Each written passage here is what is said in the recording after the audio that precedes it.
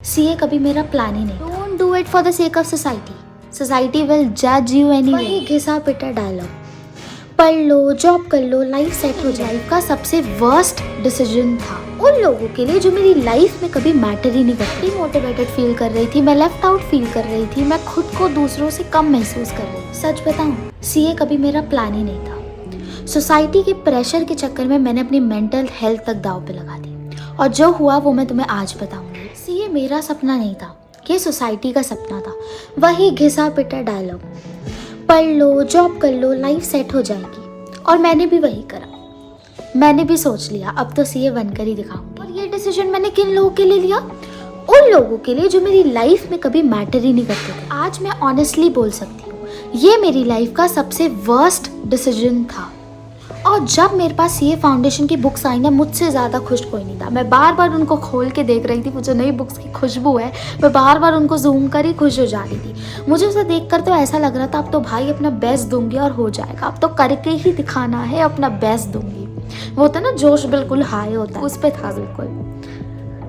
मुझे लगा था मेहनत करूंगी, अपना बेस्ट दूंगी और हो जाएगा, मैं क्लियर कर जाऊंगी। बट वेट, रियलिटी कब हिट हुई है रियलिटी हिट। और कब हुई है? जब मेरे साथ वाले कॉलेजेस जा रहे थे, स्टोरीज डाल रहे थे, अपनी लाइफ एंजॉय कर रहे थे, अपना इंडिपेंडेंट एरा में थे, और मैं एक कमरे में थी। बस मैं उठ रही थी, उठो, खाओ, सो जाओ एंड रिपीट। मेरा बस यही रूटीन चल रहा था। And I was not jealous. मैं ये नहीं बोलूँगी मैं उन लोगों से जेलस थी, क्योंकि वो वहाँ पे एंजॉय कर रहे थे। मैं बिल्कुल भी जेलस टाइप वाली नहीं थी, बट मैं अंदर से खुश नहीं थी।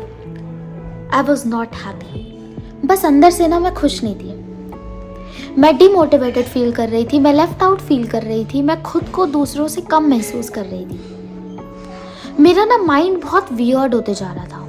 एक कमरे में रहना जैसे आदत सी बन गई थी। मेरा लोगों से इंटरेक्ट करने का मन नहीं करता, मिलने का मन नहीं करता था। मैं बहुत ही इंट्रोवर्ट टाइप बन गई थी, और फिर भी मैं अपना बेस्ट दे रही थी। सच में I was giving my best. और फिर आते एग्जाम डे। अब फाइनली इतनी मेहनत करने के बाद, 12-12 घंटे पढ़ने के बाद तुम फाइनली एग्जाम देने जाते हो, और वहाँ ना ऑलरेडी डर का माहौल होता है। तुम ऑलरेडी डरे हुए होते हो अंदर से, और तुम जिससे भी इंटरेक्ट कर रहे हो, ठीक है, मैंने जिससे भी इंटरेक्ट करा था वहाँ पे किसी का 3rd अटेम्प्ट था, किसी का 2nd अटेम्प्ट था, तो मुझे और डर लग गया सुन के वो। और वहाँ का माहौल इतना स्ट्रिक्ट होता है, रूल्स इतने ज़्यादा होते हैं, तो ऑलरेडी भाई डर का माहौल होता है उस टाइम पे। पर मैं खुद को एक ही चीज़ समझा रही थी, कोई बात नहीं, आज का दिन है, पेपर दे देते हैं, कोई बात नहीं, अपना माइंड काम रखते हैं, पेपर दे देते हैं। अब आया रिजल्ट। आई थिंक 3rd या 4th ऑफ मार्च था वो। एंड मैंने घर में किसी को नहीं बताया था कि मेरा रिजल्ट आने वाला है। और मैं ऐसे कमरे में लैपटॉप में अपना रोल नंबर वगैरह डाल रही थी, और उसमें एकदम आया फेल। और तब जो मुझे फील हुआ ना, मैं वर्ड्स में बता भी नहीं सकती। मैं काफ़ी देर तक अपने कमरे से भी बाहर नहीं निकली थी। मेरा अपने घर वालों से नज़र तक मिलाने का मन नहीं कर रहा था।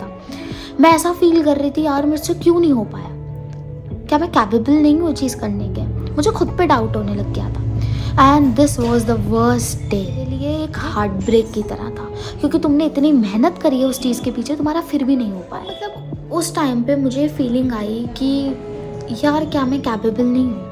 मैंने जो इतनी मेहनत करी, मैंने जो इतने सैक्रिफाइसेस करे, वो सब वेस्ट। मैं खुद को उस पॉइंट पे इमेजिन कर रही थी जिन लोगों से मैंने इंटरेक्ट करा था, जिनके 3rd अटेम्प्ट था, जिनका 2nd अटेम्प्ट था। पर एक्चुअल में ना मुझे ये तब उनकी सिचुएशन समझ में आई जो वहाँ पे 2nd अटेम्प्ट 3rd अटेम्प्ट दे रहे थे, कि उनको कैसा फील हो रहा होगा। उस पॉइंट पे ना मुझे एक अजीब सी बात समझ में आई। अगर मेरा तब एग्ज़ाम निकल भी जाता ना, तो आज भी मैं उसी लूप में फंसी होती। उस लूप में जहाँ मैं सोसाइटी को खुश करने के लिए ये सब चीज़ें कर रही हूँ, ना कि खुद की खुशी के लिए। उन लोगों को खुश करने के लिए इतनी मेहनत कर रही हूँ जो मेरे लिए मैटर भी नहीं करते, और मेरी खुशी का क्या? सीए छोड़ना या ड्रॉप आउट करना वॉज नॉट माई फेलियर। मुझे ऐसा लगता है कि एक भगवान जी का एक साइन था कि और भी बेटर अपॉर्चुनिटीज़ मेरे लिए वेट कर रही हैं, जो इससे बहुत ज़्यादा अच्छी हो सकती हैं। तुम में से, हाँ, जो तुम वीडियो देख रहे हो, तुम ही में से जो लोग किसी भी कॉम्पिटिटिव एग्ज़ाम या कोई भी ऐसी चीज़ कर रहे हो जो सिर्फ तुम सोसाइटी के लिए कर रहे हो, अपनी खुशी के लिए नहीं कर रहे, सो प्लीज़ मत करो। क्योंकि तुम कुछ नहीं भी करोगे ना तो भी सोसाइटी तुम्हें टोंट देगी, और तुम कुछ कर लोगे ना तो भी तुम उन्हें गलती लोगे। इसलिए डू व्हाटएवर यू। मेरी ना एक बात याद रखना, ये ज़िंदगी तुम्हारी है, उन लोगों की नहीं। सो इसका कंट्रोल ना तुम अपने हाथ में रखो, उन लोगों के हाथ में नहीं। Don't do it for the sake of society, society will जज you anyway. I am saying this again, don't do it for the sake of society, society will जज यू एनीवे।